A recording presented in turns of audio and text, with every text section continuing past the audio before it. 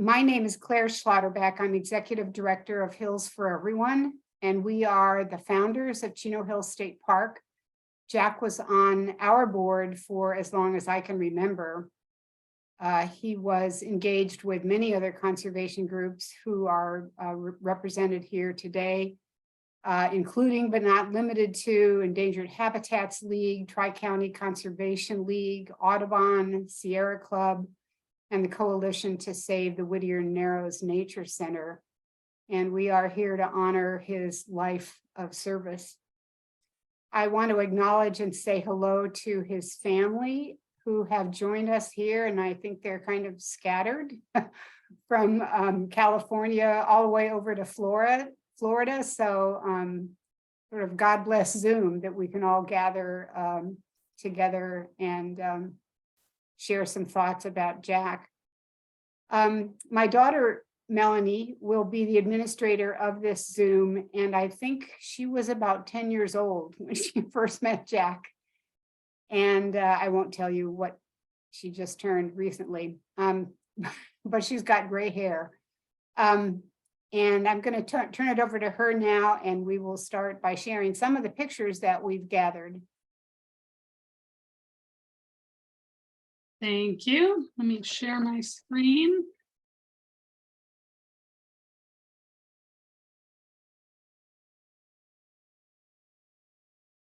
All right, Claire, can you nod saying you see this? Perfect, thank you. So I have assembled just a really brief PowerPoint showing a little bit of who Jack was. So he was born in 1940 and died last year in August of 2022. And this is a photograph of him when he was about 6, and then more recently holding a book out in the desert. He also worked at Poly Pomona and was deeply engaged there in all sorts of programs, and including the donation of your body to a science school. He was very fond of owls, and Ron, thank you for sending the link to his Facebook page. I included a lot of the photos in this. And you can tell from the photo on the left that he was very tender in what he was doing. He cared deeply about owls, and burrowing owls especially. Bugs also, he loved bugs. There he is pinning some bugs, some flies actually, into the case, but also he had a bee named after him. And when I did a little bit of research to find that bee, I couldn't, so we have a representative bee on the screen. And then these are just some of the organizations that he volunteered for. You already heard about Hills for Everyone, Endangered Habitats League, Sierra Club, Audubon, Whittier Narrows Nature Center, and then the Tri-County Conservation League, and we're sure there's many others. He also participated in a lot of events. He showed up and relayed who he was and what he was working on to everyone he communicated with. And some of the impacts of his work spanned all of Southern California through work with groups like Endangered Habitats League, or like Hills for Everyone, where we had a focus on Chino Hills State Park and the Puente Chino Hills Wildlife Corridor. He also was very focused on the Prado Basin and mitigation there for the burrowing owl, and the Whittier Narrows and the Nature Center that was created there as well was a lifelong project of his. And then, of course, the big Morongo Canyon Preserve, which he dearly loved, as well as Joshua Tree National Park. So our lineup for today, we've heard a welcome from Claire, and I've done my little bit, and we're going to do a couple remembrances, generally in this order. We can certainly adjust as needed, but Jim, Jack's brother, then Ron, Jack's nephew, Dan Silver, Pete DeSimone, and then anyone else that would like to speak. So I'll stop sharing my screen and I will go ahead and pass it over to Jim. Is that the Donna Bath name, just to confirm? Yes, okay, so I'm going to ask you to unmute, and you can click the button in the middle of your screen to allow that.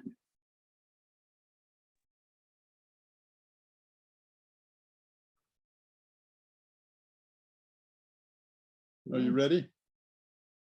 Yeah. Okay. your organizations and Save the Planet, it's done such a marvelous job in putting together this bibliography of his life that I really am impressed. We start off with Jack as a Pearl Harbor survivor. He and I lived 10 miles from Pearl Harbor when the bombing took place. We went through blackouts every night for I don't know how long. So the Japanese, excuse me, couldn't find us.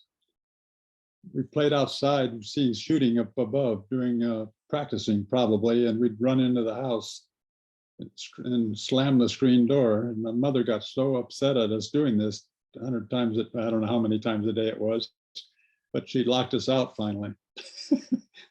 That's my mother's personality in spades. But anyway, my mother and Jack's mother, we went to, we were in Australia. Wait a minute, am I getting the kids mixed up? My grandfather, Dr. Illingworth, was transferred from Honolulu, where he was affiliated with Bishop Museum and the University of Hawaii and USDA, the Department of Agriculture. They transferred him to, at his wish, to Australia. So my mother, when she was 10 years old, was in Australia in a special built house by the government of all things, so he could be close to the pineapples and study a disease of pineapples in Australia. And I can't imagine how it could be that serious or that important that they would move someone down there and do this. I remember the story though, my mother had when she was having her 10th celebration of her birthday in 1925, that she and her other mates, their girl mates, had to hide their jelly beans under their dresses, under their skirts, because the Aborigines were famous for finding sugar. They would raid her birthday party for their for their jelly beans. Jack was very like my grandfather, very museumy, as I would call it, in his studies. You could sit for hours looking at the same two bugs to see if they were the same or not the same, or go out collecting and this and this and that. I became more like the agriculture person, although we both were studying for our degrees in places that had agriculture. Jack focused off more towards the bugs.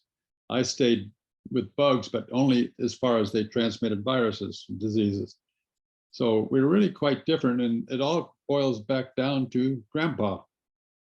We more or less picked the degrees because, or the studies, because he was an entomologist. And we hardly knew what it was probably at the time we were selecting it, although Jack was out collecting bugs all the time. He knew what it was. I probably didn't know that much about it. Anyway, it was quite a lifetime. We both became PhDs, and both were affiliated with universities for a long time. And then he branched off into this, the many boards that he was working with you people. This was just marvelous. He was very, very, very upset at what the developers were doing to the burrowing owl territories, the deserty, dry-looking things that the owls would live in, that looked like ideal places for the development of new residentials.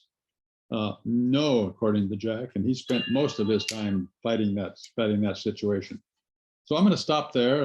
It goes on and on. Jack in the nature, and wow, it's terrific what he accomplished with your help. Thank you. Thank you so much. And Ron, you're up next if you're ready. I am. Melanie, thank you. Melanie and Claire, thank you so very much, including all the participants on this call that aren't family, because of the outreach, the conversations, and the stories, and this event are truly touching all of our hearts, deeper than you'll ever know. I'm very, very interested in hearing the different stories or the experiences that you had with my uncle, my father's brother. We have ours. I have mine as a kid, and I'll share that with you because it's something you wouldn't have be privy to. But I'll bet to say that none of you have an uncle or a relative that would ferry you around as a kid in a van that held cadavers, because that's what Jack did. As a joke, as a fun, being a cool uncle, he would pick us up at our grandmother's house when we visited from central Michigan in his cadaver van. And he was Cadaver Jack at that time. And those stories, if you could go back to a central Michigan location and tell your friends that you spent the summer in a van that held dead bodies, you were the greatest, you had the greatest family or relative ever. And I know you can all relate to that.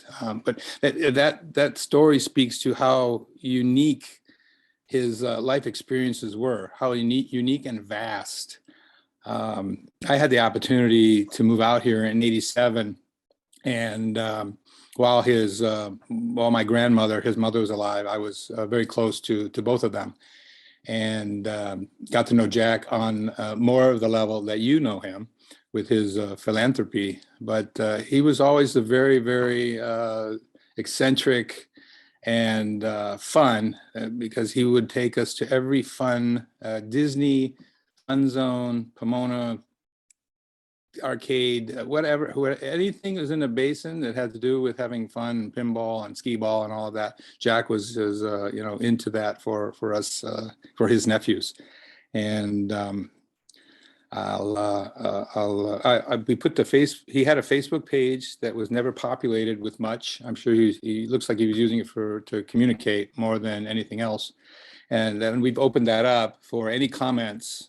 By all means, please share that with as many people that might want to give us a little backstory or a snippet on their relationship with Jack. We highly encourage that, including pictures. So again, thank you so much, Claire and Melanie, for putting this together, because it just couldn't have happened. And for all of you that are participating this evening, thank you. Thank you, Ron. And now we're going to head over to Dan Silver with Endangered Habitats League. But before Dan starts, I want to say there's a minor glitch in the system that the chat feature wasn't available on this particular Zoom. We're going to post the link to his Facebook page on our website, as well as the link to the YouTube video, and I should have that up this evening, so you can watch for it there. Dan, go ahead. Good evening, everyone. I'm Dan Silver, Endangered Habitats League. There's at least one more of us on the call from EHL.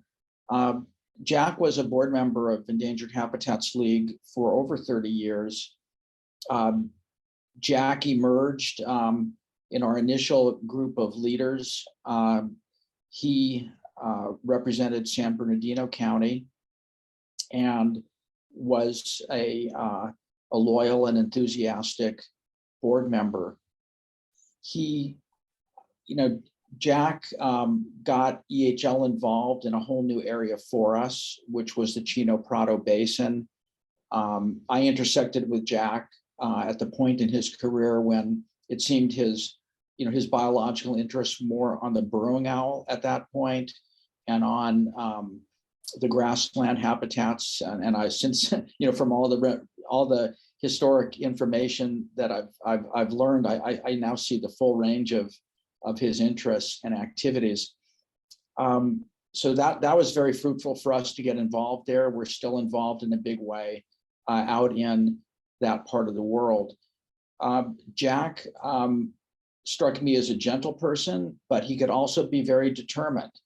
And I had experiences with him in the Chino Prado, where he was negotiating with one of the largest home builders, certainly in the state, Lewis Homes, and he eventually reached an outcome for the burrowing owl with them that he was happy with. And that was a high standard when it reached his level of confidence. So we enjoyed having Jack for all these years.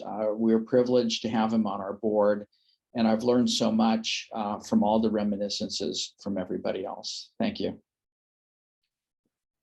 Thanks, Dan. And Jess, who's on the line, did a beautiful flyer that will also be posted on our website shortly. And I think we're ready to transition over to Pete. Thanks, Melanie. I'm pretty comfortable just speaking off the top of my head, but there are certain things I wanted to make sure I said. So I wrote them down, and I'm going to use my notes and read a little bit. And some of this might echo what some of the things that Dan said. So I think I probably met Jack at least over 30 years ago. Initially, this was around fights over various conservation issues in front of the usual suspects, county supervisors, planning commissions, et cetera. And to be honest, I first thought Jack was a bit too heavy-handed and that his take no prisoners approach regarding some of these issues might not be the best. But I soon came to realize that this is what it takes. In my eyes, how do I put this? Jack became like a force of nature on so many important fights and greatly helped many of them to victory. So what started out with me thinking at a hearing, who is this guy and what the heck is he doing, became a deep respect for his passion, his expertise, his commitment, and effectiveness. Jack was an environmental advocacy wrecking ball, and he taught me a lot about conservation and how to get things done. And as Dan mentioned, he was a founding and long-term board member of the Endangered Habitats League, which started at Star Ranch, and Jess and Dan are both on the board. I think it was around 92, and still has people like Dan, Jess, Michael Back, and others fighting the good fight. And I always remember Jack as contributing thoughtful insights to whatever issue was at hand. Also, while I didn't know Jack really well personally, I knew who he was and what he stood for. That alone made him a champion in my mind. And added to that was his incredible work advocating for burrowing owls and his deep knowledge of so much natural history, including a wide variety of species, insects, animals, plants, you name it. He was really talented and diverse in his knowledge and expertise. I'll miss him a lot. Thanks. Thanks, Pete. Is there anyone else that wants to talk? If so, you can raise your hand and I can unmute you, or I can simply unmute everybody. Perfect, James. This is very brief. I met Jack Bath in the fall of, can you hear me? Yeah, I met Jack in the fall of 2006. I had just retired from the LA County Fire Department shortly before, and I was looking for a job to avoid politics. Pretty funny, huh?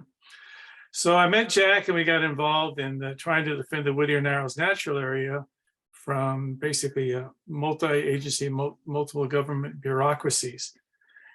And it was a good fight, and we won it through persistence, and Jack was a huge part of that persistence. And the one thing I'm going to say about Jack, he was very principled, and he could not stand biologists who were not. He called them biostitutes. He was really offended by some of these people. And I remember one day we had an event at the Significant Ecological Technical Advisory Committee from LA County regarding Whittier Narrows. And there was one guy who had never showed up to a meeting at all. A professor showed up the last minute, and he voted for the project. That it failed, but we still beat them because we were just persistent, thanks to Jack and all of us. But again, I miss him a lot, and he was, well, you don't find that many people who have a whole lifetime. You know, there's a story about there's people who are good who come in for a while and they disappear, but those who are people who are in it for the whole lifetime, those are the indispensable ones, and that's who Jack was. So I could say a lot more, but there's too much to say. Thank you. Thanks, James. Jess? Okay. Yeah, I prepared a little presentation that can be posted on the Facebook page that has biography and the obituary that the family put together for Jack, and I think it's very nice. And there's a number of elements in there. I will say that I met Jack in '91, which was when we formed the Endangered Habitats League. Our meeting was in May, I believe, with the objective of getting the California gnatcatcher listed or proposed for listing by the California. And Jack was in from the beginning and certainly a very strong voice there. And then his work with the burrowing owl was exceptional. The photograph of Jack pinning, he is pinning bee flies right there. I believe maybe Neil Evenhoist is on the call and may have some comments about it because they were close together for many years. I would be very interested in knowing what his PhD thesis was about. It was on one of the genera of bee flies, and Neil named a bee fly for him. That was the Bombilius that was mentioned earlier. It is not a bee, it is a bee fly. So that's really the summary of my comments. I became treasurer after Jack switched from being treasurer of the league to being secretary, and he was secretary just about forever. So it was really nice to know him. He was a great character and a great addition to the Endangered Habitats League. Thanks, Jess. Is there anyone else that would like to speak? Oh, Gloria, I saw your hand go up, and then we'll do GRB iPhone after that.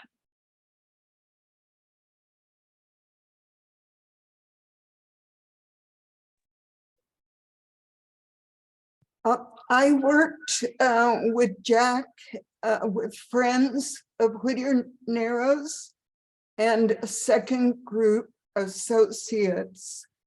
And he was on our board for Friends, which was kind of a political group trying to, as Jim said, trying to defend the natural area from government development. And Jack was on our board treasurer. And I would like to say that he also appreciated history. And I joined him on a walk that he led at Whittier Narrows, telling us about the history of the Mexican and white families in the area. And I was always impressed with his unpretentiousness. He allowed everyone in our group to speak, and he listened carefully, even though we had lots of people without his level of education. And he particularly was very close to Ed Barajas, who was a naturalist who knew every bird in Whittier Narrows. And I feel like crying when I see his family on screen. Thank you so much. He was a wonderful person to have worked with.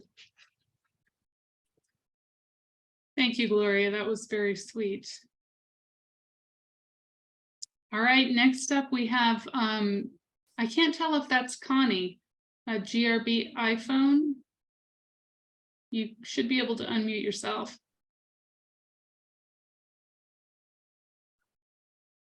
Unmute. Yeah, it's Connie. And we met Jack when we were sort of in the middle of the campaign to save the Tecate Cypress in Cold Canyon, which it turned out was also a wildlife corridor to Chino Hills State Park.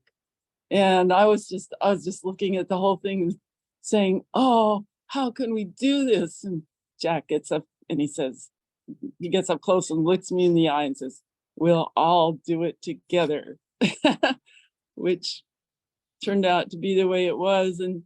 But he showed me, he introduced me to the Tri-County Conservation League.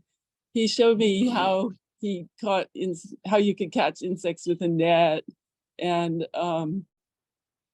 so I got introduced to what entomology was really like. And then sometimes there were things that I just didn't want to go on by myself, like the time the realtor took us up to the neighboring ranch next to Cold Canyon, and and that was kind of a scary thing because, well, we figured that some not too nice people were looking at the thing. And so we went to that, and we went to various other things that I just wouldn't have gone to by myself. And I also loved his sense of humor. He said he was going to put a statue of Gordon Russer with his bucket at the mouth of Cold Canyon after it was saved, because Gordon Russer put all his files in a construction bucket. And he gave Claire the name of Saint Clair. And I got the name of Mother Tecate. So that was Jack. At least in part. Okay, This is Greg Balmer.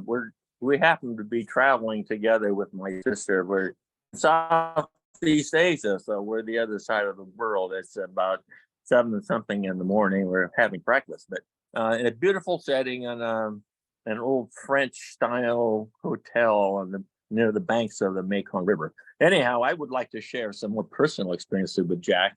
I met Jack. I was a young entomology student at UC Riverside in the early 60s, and Jack had just finished his master's degree at Cornell and then came to work on a PhD. And so Jack was working on the bee fly genus Bombilius, which is a worldwide thing, but a lot of species, and there were some new ones hadn't been discovered and named yet. And that was pretty much Jack's job, was to go out and collect them and put them all into some kind of a phylogenetic order. And Jack and I went on a number of field trips together. I was still young and learning about entomology. Jack was the expert at that point. And one of my more memorable experiences, Jack introduced me to ice cold draft beer on a particularly hot day in Imperial Valley. We'd been out sweating all morning out in the desert. And Jack said, well, let's find a cantina. And so we did. We found a nice place down there near the Salton Sea. But that was one of many experiences of a similar nature. Jack and I went on trips into the Panamint Mountains and near Death Valley and so on. And Jack taught me a lot about entomology in those days. And that was just the start of my career. And it was sort of the end of his energy. And I followed him until he got a job at Cal Poly, and he was even teaching before he finished his degree. And that's where he connected with Neil Evanhuis, who is now at the Bishop Museum in Hawaii. And as Jack sort of transitioned out of entomology into general, let's say, ornithology and environmental habitat preservation. Then Neil kind of switched over and became the world authority on bombolid. So Jack's legacy lives on.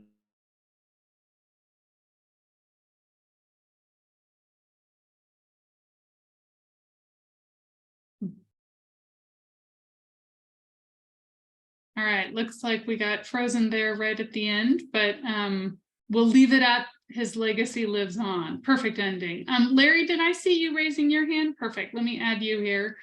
You should be able to unmute now. Thank you. Ron, hi. I finally get to see you. Ron and I have been trading emails for some time now since Jack passed away. And my story is like that. There was a personal connection with Jack in Morongo. And when Jack bought the property for his home in Morongo, he had 2 lots there, and he tore the existing house all the way down to the frame and had a construction, general contractor out there. And I think that's when I met him, because I used to lead bird walks. I still do, but I used to lead bird walks at the time right by his house. And I got to know him really well. And we started, I invited him over to Morongo Preserve, and all the birders fell in love with Jack, and he was just part of our birding group whenever he came up to Morongo. And Jack and I worked on his yard from the beginning when I first met him, and we were planting butterfly plants and plants for birds, and redoing the whole system around the house and in the spare lot there. And we worked on that for maybe 4 or 5 years, just about. And Barbara would come up, my wife, and Jack loved her, and we had a motor home. And as he's building the house, he said, "Why don't I put in a 30-watt amp for your motor home, a receptacle?" And so he did that, and we various times we'd park the motorhome in the backyard and stay there on our way, either somewhere out when we were going on our trips or just to go up there. And Jack would, I came to Jack one day, I remember, I said, "Jack, I got this picture of this insect. I have no idea what this thing is." And so I showed it to him. He goes, "Oh my goodness." He said, "That's a bee fly." And so I still have that picture around. He was telling me about that. He was so funny. We were just laughing all the time. He had such a great wit and his laugh. And I don't know, I sure miss him quite a bit. We became so close. He gave me the keys to the house, and I had access to the house at all times. So when he wasn't there, I would check on it consistently every week, because I would bring birders over and to his house, because I used to feed all the feeders. I put the seeds and all the rest of the food in the feeders at Jack's house prior to the bird walks. And so we had a full-on buffet over there for all the birds. And actually the whole property turned into an amazing resource for birders to see local birds there throughout the seasons, the migratories, and then the birds that stay there most of the year. And I would go into the house and I would see Jack left the sugar out on the kitchen, and we've got ants all over the place, but he was in chinos, so I just cleaned that stuff up in the morning so it wasn't overrun by all kinds of stuff. And I just miss him dearly. It was a real shock to me when I found out. I would check on the house all the time, and I'd see him there, and the dogs were there, and then I didn't see him for a while, and I tried my best when it became a real issue, because I didn't see him at all, trying to get to the Orange County Police and all that to do a wellness check, and went to the college, and and it was a difficult thing for me to get to it. But I think, was it Connie? Who did I talk? I talked to somebody, and she called me, and we talked a little bit about what had happened and that. And so I got the word, and I passed it on to everybody. And we'll have a history wall we're building in the Ed Center at the Morongo Preserve. And I have all of my things of Jack, and we'll put up that in the History Center wall because everybody knows who Jack was. And in fact, a couple of those pictures I just saw in that PowerPoint, especially the young ones and some of the others, if someone could send me the PowerPoint, I can get the pictures off of it and put it on a print and put it up on the walls, because it would be nice to have Jack there so that we can take a look at Jack all the time. And I don't know what else. I mean, I forgot most of this stuff. The house is still there. I keep tabs on it so that every day, you know, that I go up there, I check the house so that we make sure that there's nobody messing around with the house. And if I don't know what's going to happen with the property and that, but if any of you had any ideas about that for the future, as far as a conservancy for birding or any of that, I'm always available to give you any information that we have, and that would be wonderful. So at any rate, I surely miss him, and I'm glad to see everybody here talking about Jack. Thanks.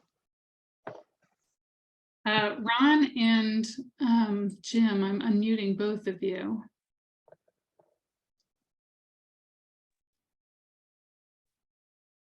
Go ahead. You're on. I want to ask Larry a question. Larry, are you the one that put the turkey in his house? Put the turkey in his house? What was that? That's good. He had a turkey in the house? He had the chickens in the backyard.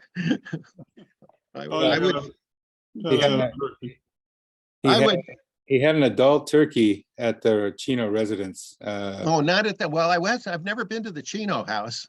I've only been at the Morongo home. You don't know what you missed. Oh, I missed, I can see that. Wow. Yeah, said turkey, which I have dubbed Tomas, is on his Facebook page. He had a live turkey in his house at Chino? Would you expect anything less? No, but he never told me about that. Mm-hmm. I remember when he brought all the chickens, well, I don't know if they were all of them, but he brought all cages and a whole construction of cages for all the hens and the roosters and stuff up one day. And then when he wasn't there, I check on their watering and seed to make sure that they were eating, and nothing was getting in there trying to get them. You know, that's cool though, live turkey. That isn't surprising.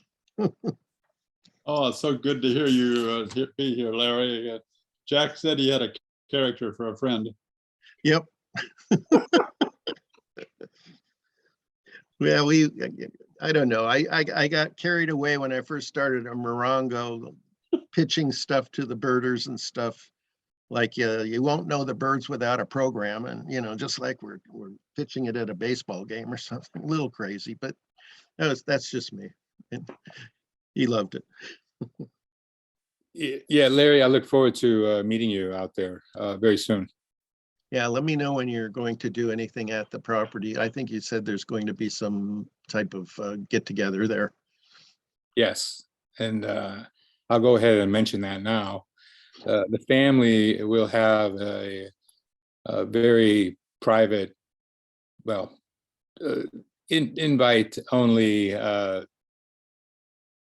service at his residence in Morongo, and he was especially fond of the Desert Museum tree, and there happens to be one in Morongo that's in beautiful shape, and we're going to plant his ashes beneath that tree, which I think would be very fitting. And those of you that would like to attend, of course, you'd be welcome, and that invite will go out to this group. Absolutely. I really, it's too bad there aren't these opportunities for the deceased when they're living to hear, because Jack, has been said many times, he was very, very humble about his passions, and they were so diverse. It was very challenging to write his obituary and keep it within the limits of the various publications, because he did have so many special special talents. And it was interesting when I became more acquainted with his neighbors in Chino, that each and every one of them would remark about seeing him randomly on the local cable access channel fighting the fight in that case in front of city council. And he had, you could see in his closet, he had a special section with a briefcase and for city council, attire. So that was funny because his entire wardrobe consists of Morongo Jack naturalist, attire, and you all of you who've seen him and been around him know that attire. So thank you, Larry. Did anyone else want to say anything? We had some folks join recently. You can raise your hand and I can unmute you. Oh, here we go, Robert.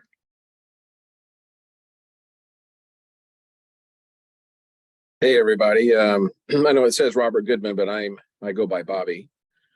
Jack had a major influence on me when I was an undergrad and a grad student at Poly Pomona. I TA'd several of his human anatomy labs. And once I became a grad student, I started working on pond turtles. And once he found out I was working on pond turtles, he then got me connected with the Chino Hills State Park. Hey, Claire, how you doing?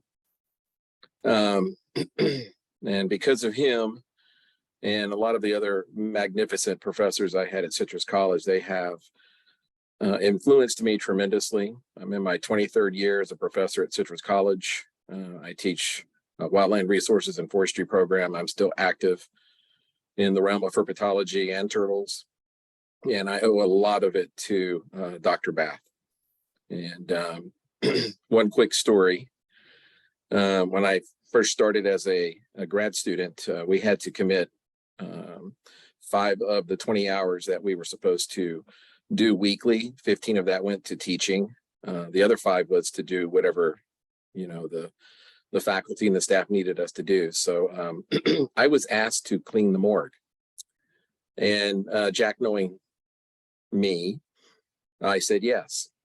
So I cleaned the morgue and I was all done closing the door when our associate dean started walking down the hallway towards me. Now he was a religious individual and he'd only wear his collar when something serious was happening, and he was wearing his collar and walking towards me, and I'm like, uh-oh, what did I do wrong?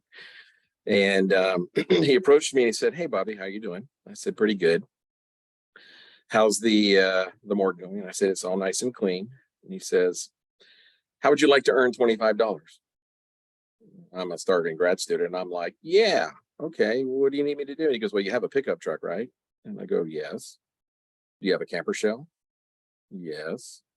"How would you like to take those cadavers down to the LA mortuary for us?" "Okay."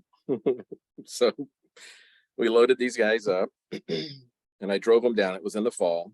It was right as the sun was going down. I pull into this place. Leaves are all off the trees. They're blowing everywhere. It's as spooky as it could possibly be. And there's nobody there. And I was told to be expected. And all of a sudden the door opens and the guy who worked there came out, a big, tall African-American guy. And he looked at me and he yelled at me, "What are you doing here, boy?" And I just about, passed out right there. And I'm like, "Hi, I'm a student of Dr. Bath and I have some things to drop off with you." And he looked at me and he goes, "Yeah, really?" And he walked up to me really fast. He said, "Yeah, Jack told me you're going to be here." He told me to give you a hard time. So that is Jack, 100%. And I will never forget him. He definitely was a massive influence in my life. Great stories. I love all these different aspects of his life that we're learning about. Anyone on the phone? I think I'll allow everyone to unmute themselves if you haven't had a chance, and you should be able to do it now if you want to.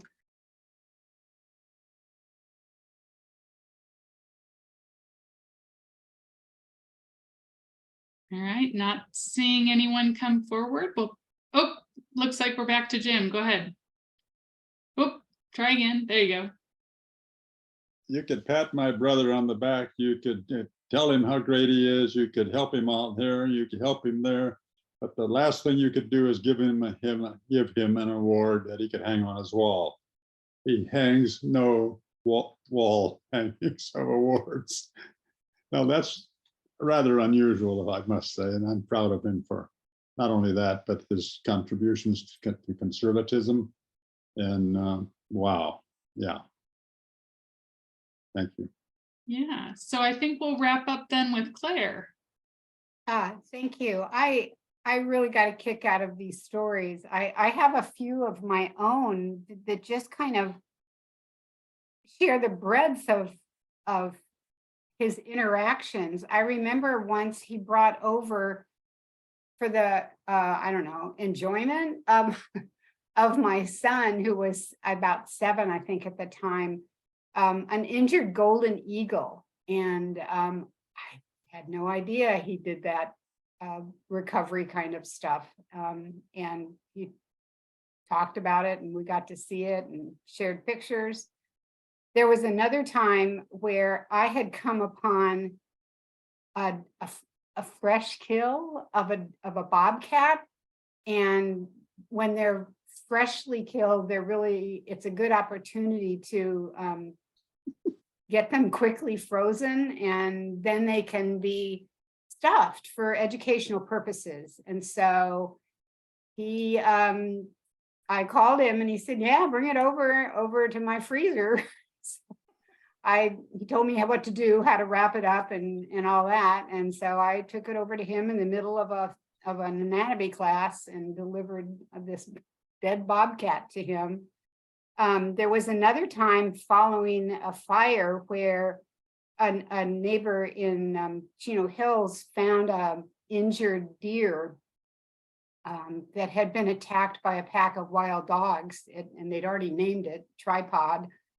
And we could not find any help for it. And Jack made some calls around, and help was on the way. And unfortunately, the deer passed before help arrived. But it was always like, talk about Jack of all trades. He had the perfect name, that's for sure. One thing I particularly enjoyed was running into a Yorba Linda council member who hated burrowing owls. And he hated them because of Jack, because Jack got so much mitigation out of Chino, because the Yorba Linda council member had been the fire chief in Chino, and he talked all about those damned burrowing owls. So there was a real victory there. And then one of my favorite things that he did was to negotiate some really tough mitigation out of a church. I mean, he didn't care who was offending, but this church was building near a creek, and he wanted to protect the creek and get adequate mitigation out of it. So those are some of my just stories about him over all of these decades that I've known him. And that laugh, that wonderful from the soul kind of laugh that he had. So thank you, everybody, for sharing what you knew of him. I know that Jack more fully embraced Buddhism, but I think he would really like this quote that I found from Mahatma Gandhi. First, they ignore you, then they laugh at you, then they fight you, then you win. And that was Jack. So thank you again, and for shaping and sharing this wonderful human being. Thanks, everyone. And I just want to say I camped this weekend, and I was kind of mentally preparing for today, and I actually sent my mom a video. There were 2 owls hooting at one another. And it just really made me think of Jack. I've only ever heard one owl when I camp, but they were very distinctly, they were chatting with one another. And so it was quite the scene. But thank you for coming. Again, we'll have this posted on YouTube. appreciate everyone's time. Take care, and thank you for being part of Jack's family and part of his circle of friends and organizations. Take care.